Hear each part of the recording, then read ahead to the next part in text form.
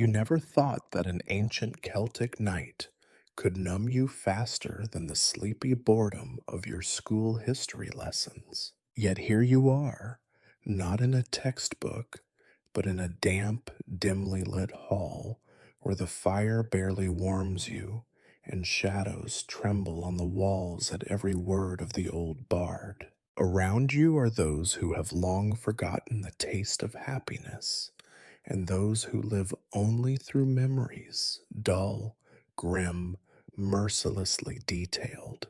But before we begin, please like this video, subscribe to the channel, and let me know in the comments which city you are watching from and what time it is there. I am really curious to see who has joined us tonight. Now, make yourself comfortable. We are about to begin. You enter the twilight hall as the feeble, flickering light of tallow candles casts trembling shadows upon the low ceiling, and the heavy scent of peat smoke mingles with that of old sheep's wool and stale ale. There is a cold draught crawling along the floor, determined to find your ankles, but you ignore it. Your attention has already been seized by the strange assembly in front of you. All around, hunched figures in thick, hand-spun cloaks gather on battered benches, eyes half shut, waiting for the evening's ordeal to begin. At the far end of the room sits the bard, his hair the color of weathered bone, and his hands veined and stiff from years of gripping the lyre. His instrument is battered, its strings replaced more times than he can remember. He sits with the composure of one who has seen countless such evenings, aware that his task is to serve as both the mouthpiece of the gods and the unwilling chronicler of human error. He is, in many ways, the first influencer, an ancient broadcaster who spins tales not only for admiration, but for survival. In the society of Celts, bards hold a peculiar kind of power. It is said that a good bard can bring fame, but a bad bard can bring doom, or perhaps worse, obscurity. You settle into your seat, aware that tonight you are not merely a listener. You are a witness to the passing of memory, a participant in the strange ritual of communal boredom and awe. The bard clears his throat, a sound reminiscent of distant thunder on a wet moor, and begins his tale as he always does, not with the grand promise of adventure, but with a sigh so heavy it seems to weigh down the very air. Long ago, he intones, before the grass grew long on these hills, and before the rivers learned to forget their names, there was a hero, as all these stories require. His name was Cuchulainn, son of Lugh, though the truth of his lineage matters less than the endless repetition of his deeds. His voice is flat, unhurried, seasoned with the dry wit of someone who has long ago tired of his own material. You learn, with some resignation, that bards were not merely singers. They were, in fact, the memory of the tribe, the official record keepers, and the unwilling historians of disaster. They underwent training that lasted for years, sometimes as many as 20, memorizing every genealogy, every battle, every embarrassing moment that ought to have been forgotten, but would, thanks to the bardic tradition, live on forever. They endured tedious examinations, the recitation of endless verses, and the stern disapproval of their elders. A bard's mistakes were rarely forgiven. A poorly remembered story could bring disgrace for generations. Tonight, the bard promises a tale of heroism, but you suspect the subtext is one of deep, inescapable monotony. He describes how, before becoming the most celebrated hero of Ulster, Cuchulainn was a boy no different from the others, a shepherd tending to his flock of sheep in a landscape made of gray stones and endless rain. He was not born leaping into battle, but trudging through muddy fields, dreaming of a life less tedious than his own. His earliest adventures involved little more than wrestling recalcitrant goats and arguing over the correct way to weave a basket. As the bard recounts these events, you sense that the true purpose of the story is not to glorify the hero, but to remind the listeners that all beginnings are humble, all lives, however mythic they might become, are founded on the same dull routines. The bard weaves the narrative with an irony so understated that it almost goes unnoticed. Cuchulainn, destined to slay monsters and defeat armies, began by tripping over his own sandals and misplacing his only tunic. The audience eyes in recognition. Every legend is, at heart, an echo of their own weary existence. The bard, with a sideways glance, hints at the darker side of the bardic craft. Not every song is a celebration. Some are thinly veiled critiques of kings, others sly jabs at enemies, still others sorrowful laments for friends lost and promises broken. The bards, he explains, are both loved and feared, for they wield the most dangerous weapon of all, memory sharpened by sarcasm. You sit, half hypnotized by the rhythm of the words, aware that the story will go on long past midnight. The hero will grow, the troubles will multiply, but in the end, as the bard's tone warns, all will return to the beginning. The sheep, the mud, the long, endless winters of waiting. Tonight, you are not simply learning about the past. You are experiencing its weight, its inescapable repetition, its mingled irony and gloom. Thus the night begins, and as you listen, it becomes clear why people keep coming back to hear the bards, even as the stories stretch on and on, each one a thread in the tapestry of a collective exhaustion and reluctant admiration.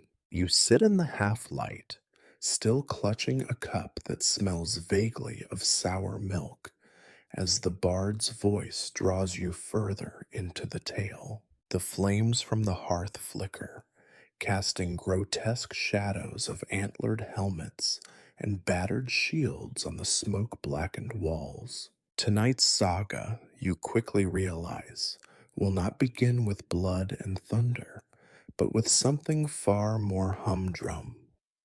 The everyday miseries of a boy named Cuchulainn. For as the bard reminds you with a tone bordering on pity, not all heroes are born under fiery skies or amidst the clang of swords. Most are simply thrust into legend by the sheer monotony of their rural existence.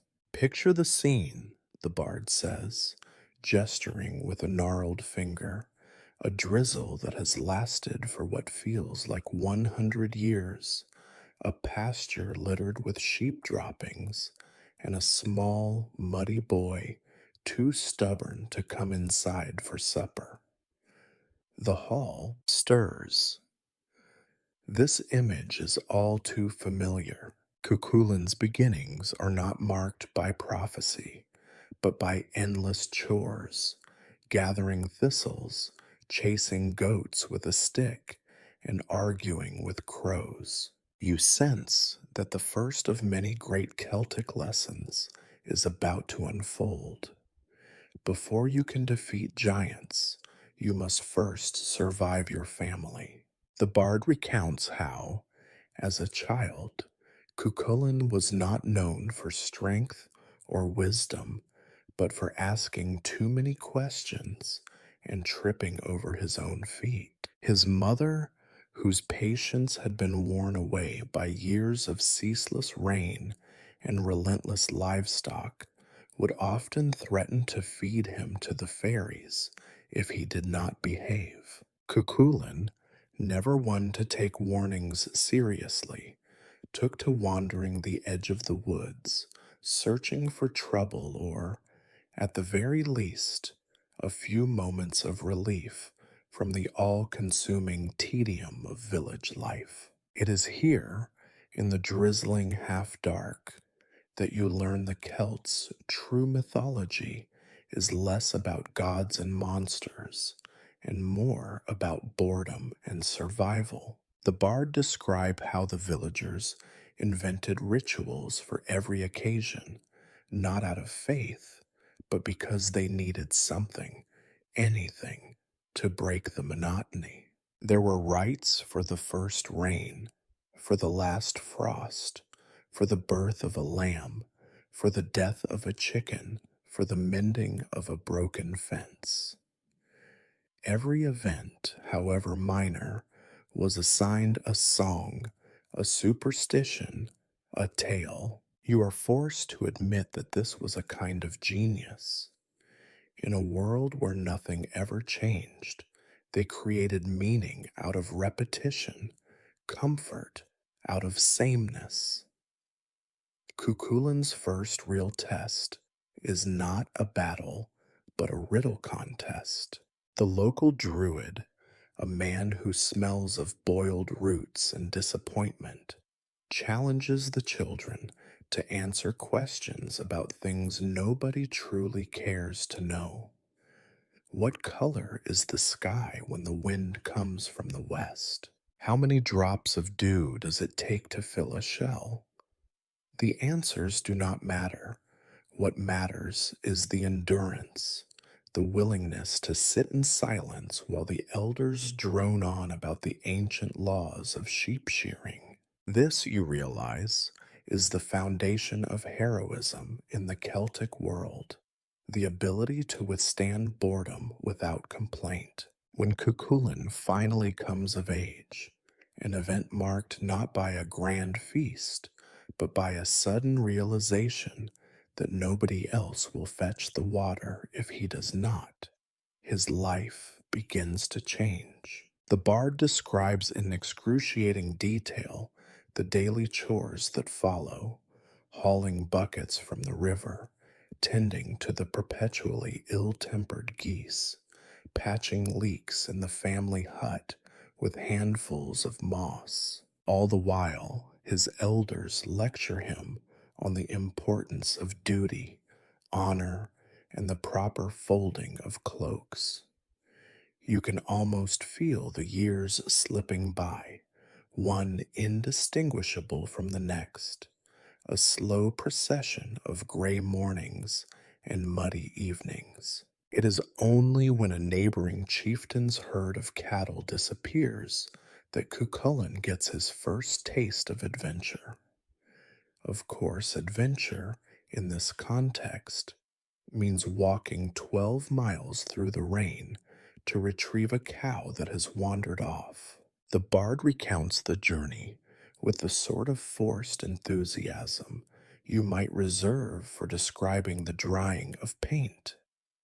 There are no monsters, only irritable farmers and stubborn livestock. The only thing Cuchulainn conquers on this day is his own impatience. Eventually, the bard allows the tale to take a darker turn.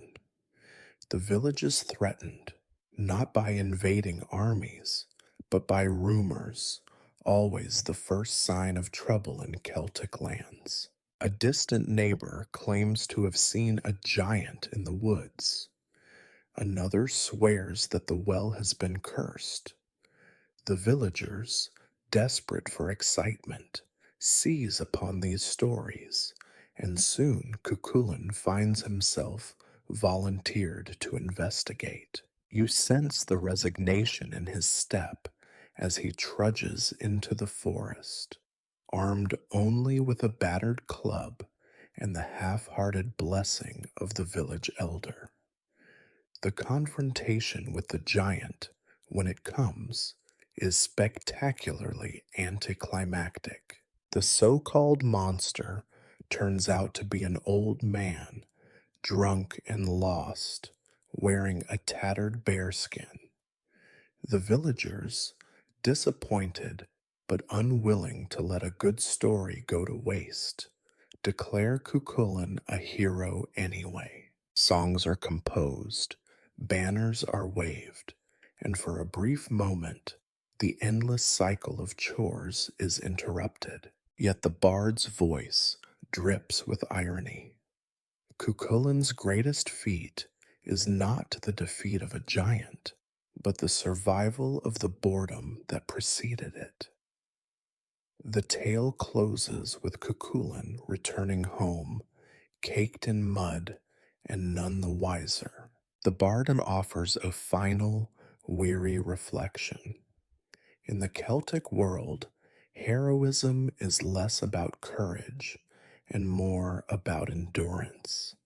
You realize that every great legend is built atop a mountain of forgotten, thankless labor. The sheep must still be herded, the geese fed, the roof patched. The hero's journey is circular, always returning to the same starting point, forever postponed by the realities of daily life. As you drain the last dregs of your cup, you wonder if the true moral is this: all victories are temporary, all fame fleeting, and the only real enemy is the slow, grinding passage of days. Yet the bard, with a twinkle in his eye, reminds you that every life, no matter how ordinary, is worthy of a song, provided someone is patient enough to sing it. You remain seated as the embers in the hearth die down and the hall slowly grows colder. Some listeners drift away, but you, spellbound by a peculiar combination of duty and inertia, stay for the next song. The bard clears his throat, a noise more akin to the shifting of stones than to the melody of music, and announces a tale of kings and queens, a lineage so tangled, so speculative, and so dreary that you cannot help but prepare yourself for another long journey through the fog of Celtic memory. In the days when forests stretched from one horizon to the next, and mist shrouded every glen, the bard begins. The land was ruled by kings and queens so numerous, so contradictory, and so interchangeable that even the bards grew tired of remembering their names. You sense the weariness, the knowing wink. This is not a tale of mighty monarchs, but a chronicle of figures who existed only to fill the yawning silences between actual events. The bard explains, with a scholar's precision and a cynic's humor, that kingship among the Celts was less a position of authority and more a kind of elaborate community theater. Every clan had its king, every hill a chieftain, every muddy settlement a would-be sovereign. The rituals of succession were as complex as they were pointless. Weeks of feasts, months of argument, and years of quiet disregard for whoever eventually wore the crown. Queens, meanwhile, were chosen as much for their ability to withstand boredom and deliver biting sarcasm as for any other quality.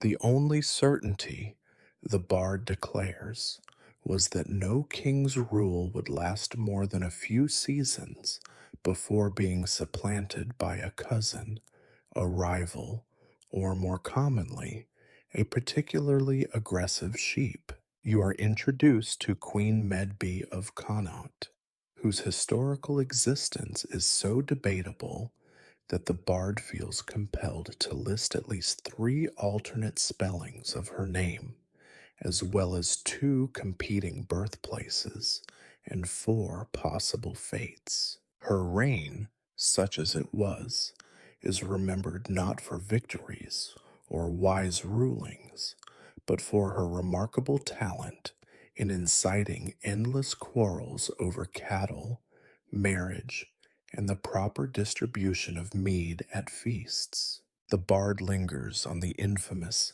cattle raid of Cooley, which, despite the grandiose title, amounted to a protracted argument about ownership of a particularly stubborn bull and the etiquette of drinking contests. As the bard spins the tale, you find yourself immersed in the day-to-day grind of Celtic royalty. The High King's court is described in relentless, loving detail.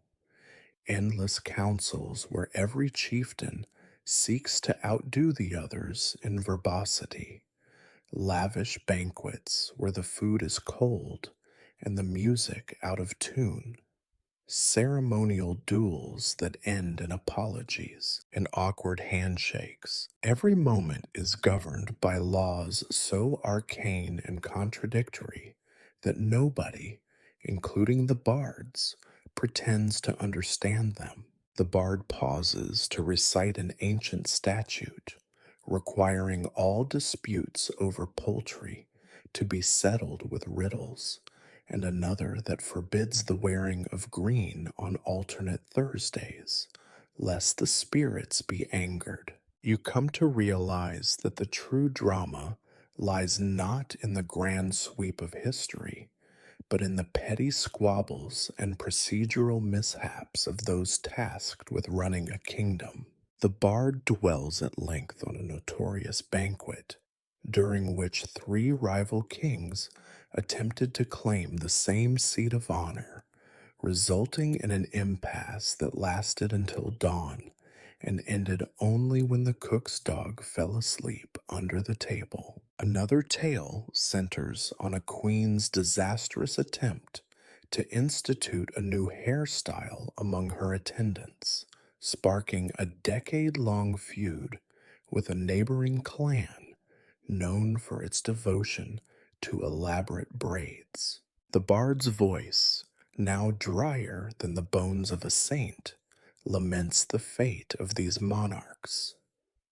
They ruled with wisdom, or with folly, or, most commonly, with a complete lack of attention, he observes. Their reigns are punctuated by brief moments of glory, the acquisition of a new herd of pigs, the construction of a larger than average storage pit, the victorious resolution of a boundary dispute that nobody outside their immediate family cared about. Yet the overwhelming impression is one of futility, as each ruler is eventually forgotten, their achievements lost beneath the tide of newer, equally unmemorable sovereigns. You are treated to a discussion of Celtic law, which, the bard notes, was both sacred and largely ignored. There were laws governing everything from the shape of bread loaves to the angle at which a spear might be thrown, but the enforcement of these edicts depended entirely on whether the king could persuade his subjects to listen. In most cases, the laws were followed only when convenient, and the rest of the time they served as excellent material for satirical ballads. The bard obliges with a recitation of a particularly tedious code concerning the taxation of honey, a regulation so convoluted that it takes him the better part of half an hour to reach the punchline, and thus no honey was ever taxed. Amidst the endless legislation and ceremonial torpor, the bard finds time for scandal. You are regaled with tales of banquets where the mead flowed too freely and arguments over precedence degenerated into slapstick chaos. There is the infamous incident of the lost battle standard, which turned out to have been used as a tablecloth during a particularly rowdy wedding, and the great Feast of Empty Plates, when the royal cook declared a strike, resulting in a meal composed entirely of oatcakes and disappointment. What, you wonder, is the lesson of these stories? The bard offers his own interpretation.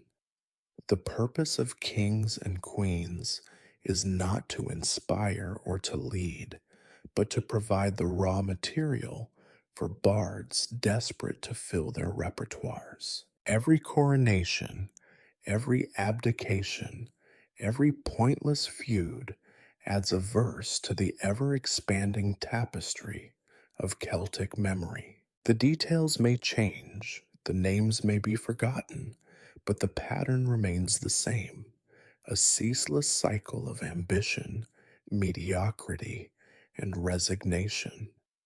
The bard's song ends as it began, with a sigh and a shrug. The kings and queens of old, he concludes, ruled not by divine right or personal merit, but by accident, inertia, and the sheer inability of their subjects to imagine a better alternative.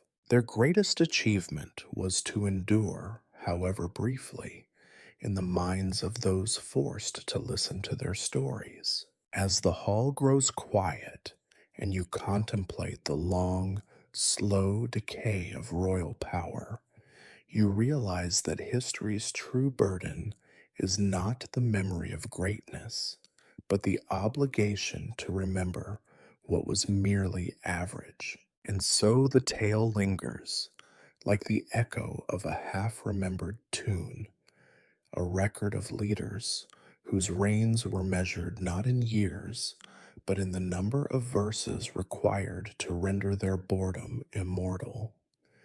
The hall is quieter now.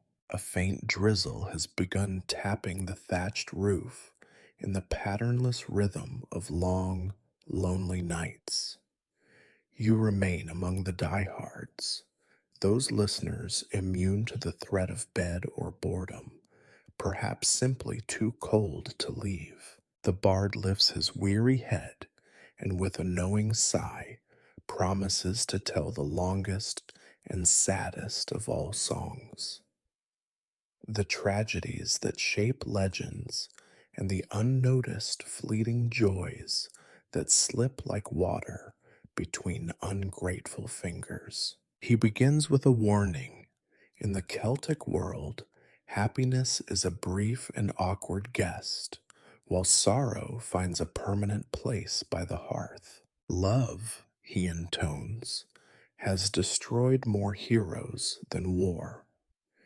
You can tell from the look in his eye that this is not merely poetic license, but hard-earned experience, learned from years of watching couples quarrel over mead and muddy boots. The great romances of the bards are always marked by misunderstanding, jealousy, and the kind of melodramatic miscommunication that only exists in tales repeated 1,000 times. Take, for example, the mournful story of Deirdre of the Sorrows, whose beauty, the bard insists, launched at least 3 small feuds, several ruined banquets, and one very expensive broken harp.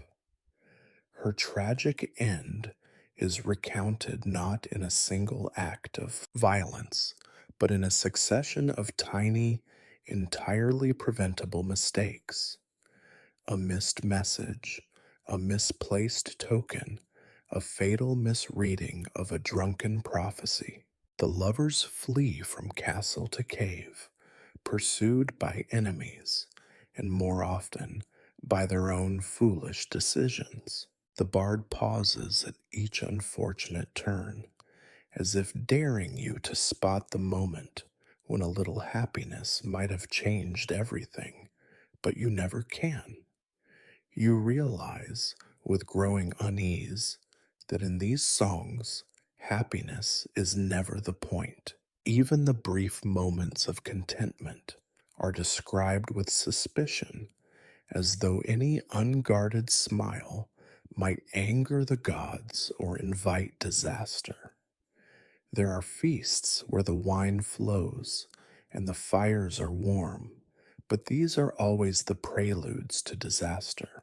The bard describes how, in one famous instance, the entire court of Ulster spent an evening laughing at a traveling juggler, only to awaken the next morning to find half the livestock missing and the king's favorite cloak transformed into a nest by crows. The message is clear. Joy is an accident, a blip on the long, slow slide toward disappointment. You are treated to a detailed account of the death of Cuchulainn, the hero whose boyhood boredom you remember all too well. It is not glory that awaits him, but a sequence of avoidable errors, trusting the wrong ally, ignoring an ambiguous omen, allowing himself a single moment of pride. The bard, ever the master of detail, lingers on the mundane, the hero's headache the night before battle, his boots that did not quite fit, the persistent cold in his left foot. There are lumps of bronze green with age, once ceremonial weapons, or perhaps mere decorations for a forgotten festival.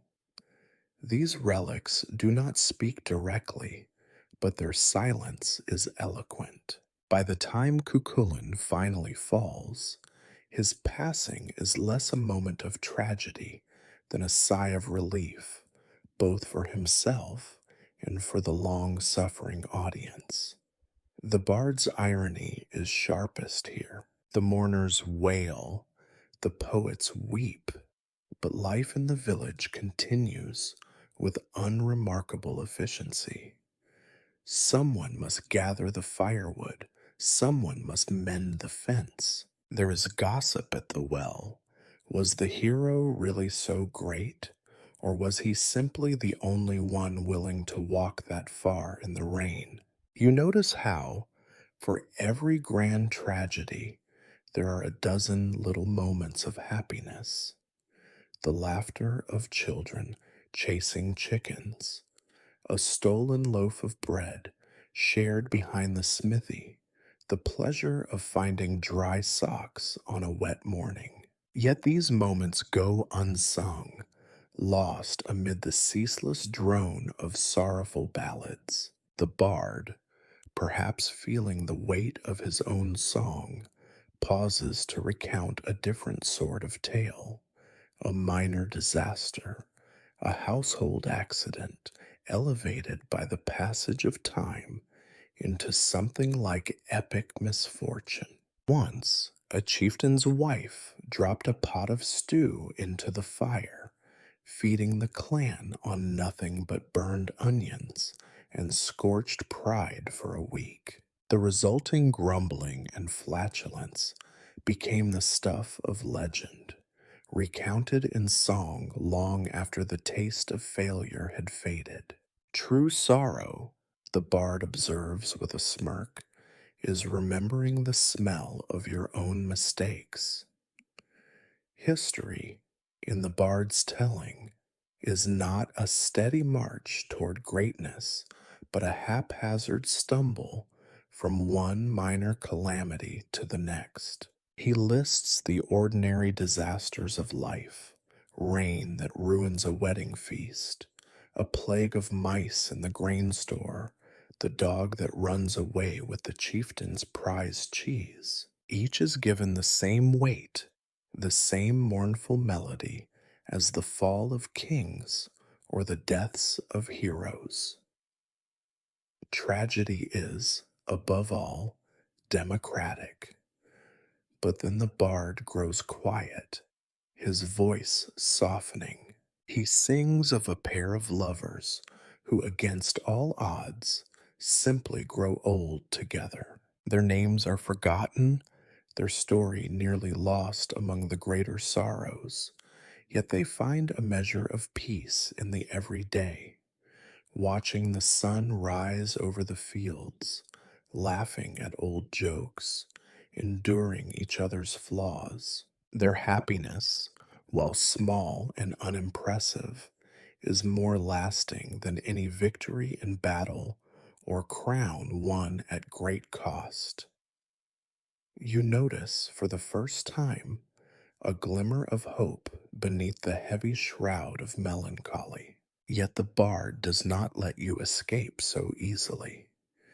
The tragedies return, villages flooded by careless planning, friendships shattered by petty jealousy, harvests spoiled by ill timed frost. In the Celtic world, sorrow is an art form, refined over generations. But as he sings, you start to suspect that the endless repetition of tragedy is itself a kind of comfort, a way of turning disappointment into ritual, of making the unpredictable predictable, of sharing grief so that nobody must carry it alone. The song draws to a close. The bard, with a final ironic bow, offers a last reflection.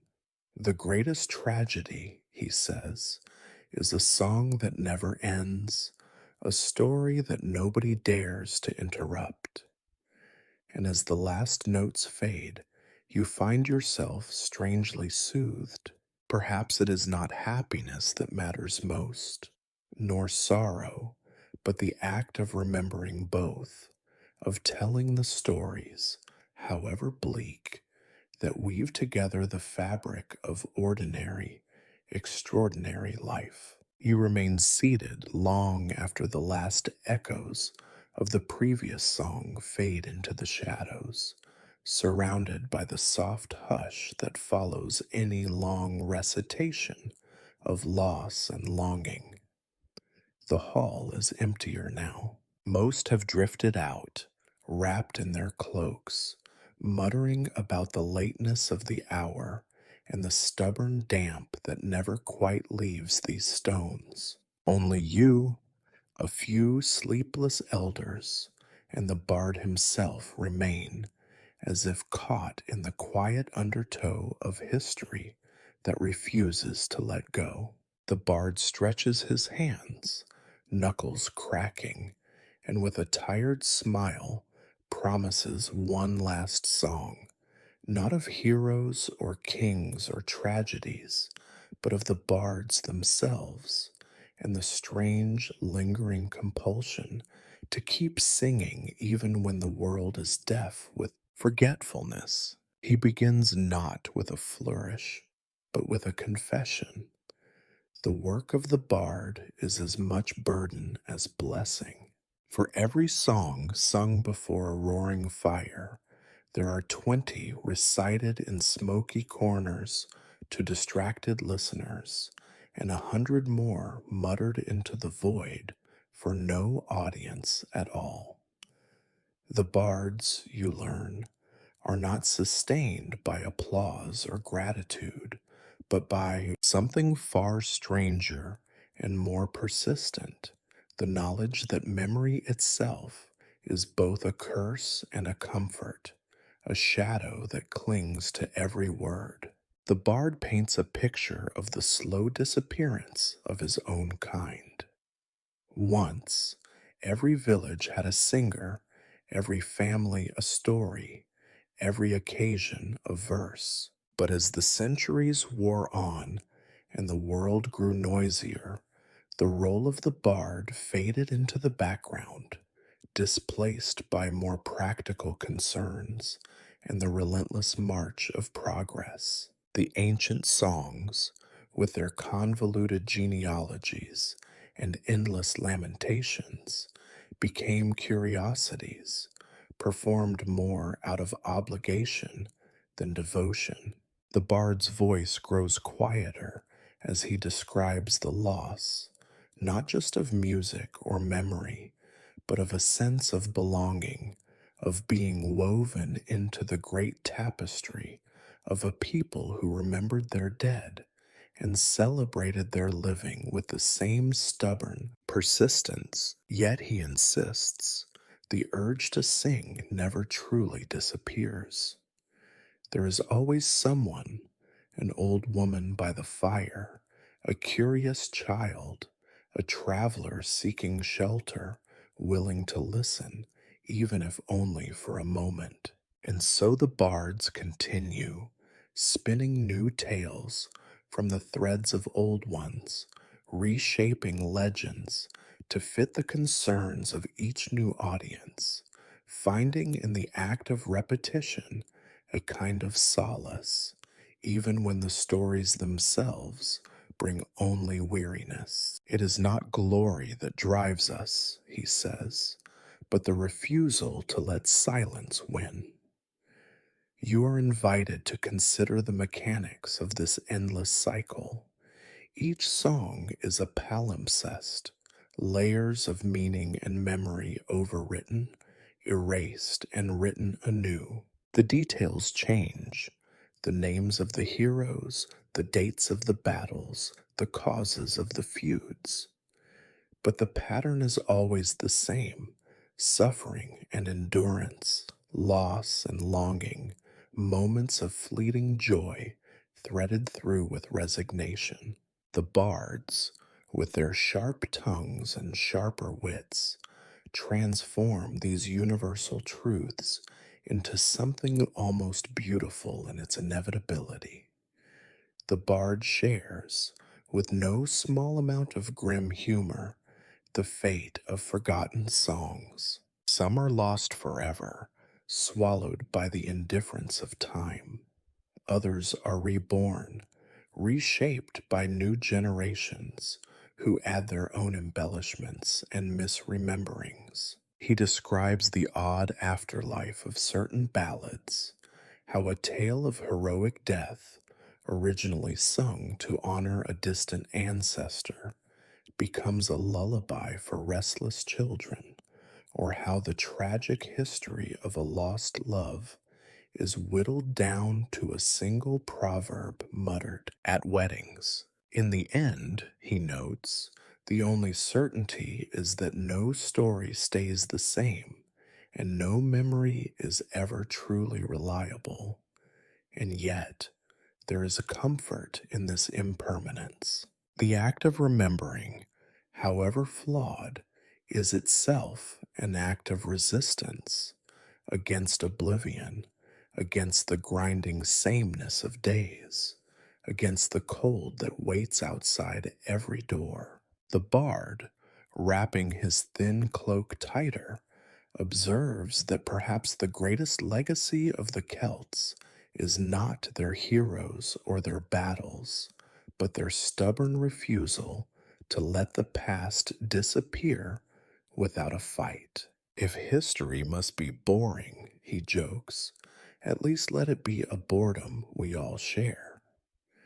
You find yourself thinking of the empty hall, the lingering scent of smoke, the slow, steady beat of rain on the roof. The bard sings on, even as the last of his audience drifts into sleep. He sings because he must, because silence is unbearable, because the act of telling, even the saddest, dullest, most repetitive story, is what binds the living and the dead together in one unbroken chain of memory. As the night deepens, The bard's voice becomes a kind of background music to your own thoughts. You realize, almost with a start, that you are now part of this ancient cycle, a witness, a listener, another imperfect vessel for the endless retelling of loss and hope.